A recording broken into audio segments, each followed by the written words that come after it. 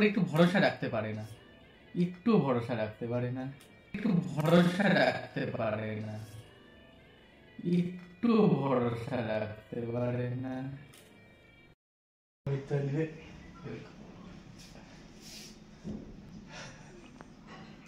এরকম কি করে কে হাঁটে? তুমি এরকম করে হাঁটো? ই মা, চি চি চি চি চি চি চি চি। এখান থেকে তুমি তোমার ভিডিওগুলো দেখবা, পিছন থেকে ভিডিও করি না, পিছনের ভিডিওগুলো দেখবা।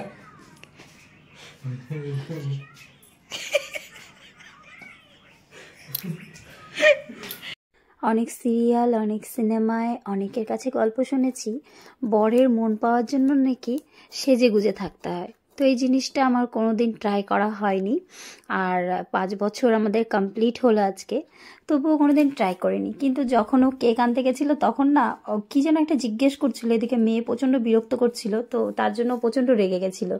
তো যাই হোক, আমি একটু অন্যায় করেছিলাম, তার জন্য রেগেছিল। তো আমি কি করেছি, ও আসার আগে ঝটপট করে রেডি হয়ে নিয়ে এরকম করেছিলাম। এসে আমার বর আমাকে দেখে আর কিচ্ছু বলেনি।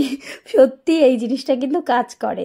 তো যাই হোক, এই জিনিসটা ভীষণ ভালো লেগেছিল আমার, যে না সেজে গুজে সত্যিই তো, আর তো কিছু বললো না, আর ও দেখে একদম কিছুই বলেনি। তো যাই হোক, এদিকে দেখো এখন আমরা কেক কাটবো।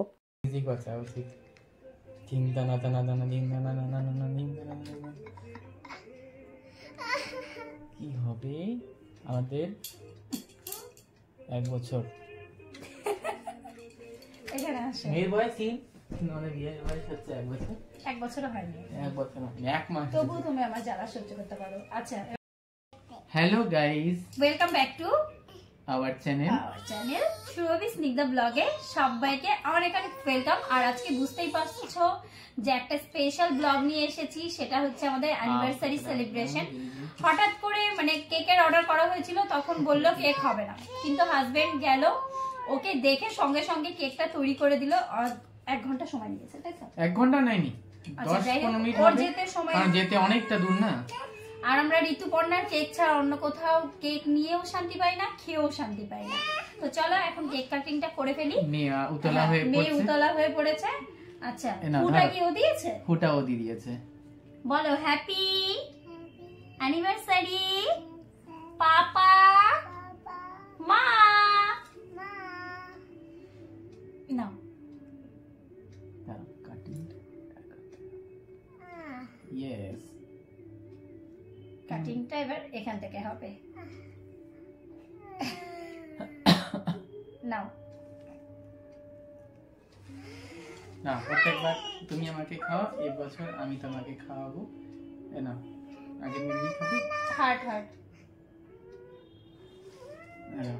আমি একসাথে একসাথে। হাই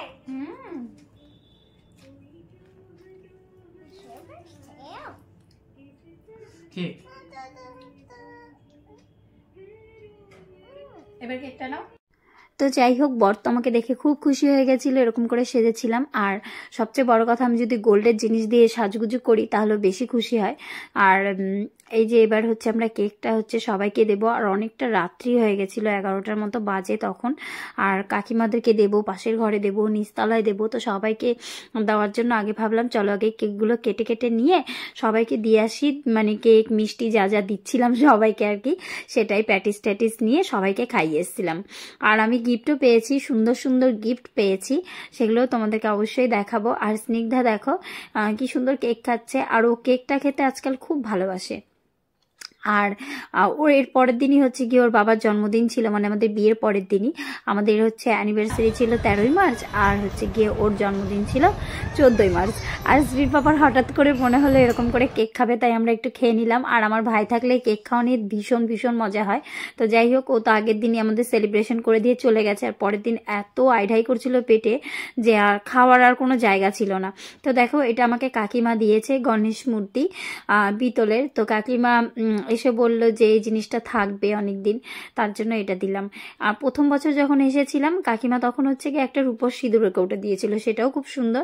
আর এটাও হচ্ছে সত্যি সারা জীবন থাকবে। জামা কাপড় দিলে তো ওই ছিঁড়ে ছাটে যায়, মানে নষ্ট হয়ে যায়, কিন্তু এই জিনিসগুলো কখনো নষ্ট হবে না। এটা দিয়েছে পাশের ফ্ল্যাট থেকে। অলিপাদি। এটাও খুব সুন্দর হয়েছে। এটা হচ্ছে গিয়ে একটা ফটো ফ্রেম, তোমরা দেখতে পাবে, আর অনেকে হয়তো বুঝেও গেছো। আর এর আগের বার যখন 4th অ্যানিভার্সারি ছিল আমাদের, আর সেম এরকমই একটা পেয়েছিলাম, কিন্তু ওটা সিঙ্গেল, এটা হলো ডবল। আর ওটা হচ্ছে কি নিচতলায় এক কাকিমা থাকতো, সে দিয়েছিল। তো যাই হোক, একই জিনিস। আর আমি এটাতে সঙ্গে সঙ্গে 2টো ছবি লাগিয়ে দিয়েছি, যেটা হচ্ছে কি আমার শ্রী হওয়ার পরে নার্সিংহোমে যখন ফার্স্ট আমাদের 3 জনের ছবি তোলা হয়েছিল সেটা, আর শ্রী পাপার সাথে ফার্স্ট ডেটিংয়ে এসে যে ছবিটা ছিল সেটা। তো যাই হোক, ভীষণ সুন্দর লাগছে দুটোকে, মানে 2টো ছবি লাগিয়ে। আর দেখো এই জিনিসটা সুন্দর হয়েছে, আমার তো খুব পছন্দ হয়েছে। তোমাদের কেমন লাগলো সবাই কিন্তু কমেন্ট করে জানাবে। চলো আজকে ব্লগটা এখানে শেষ করলাম।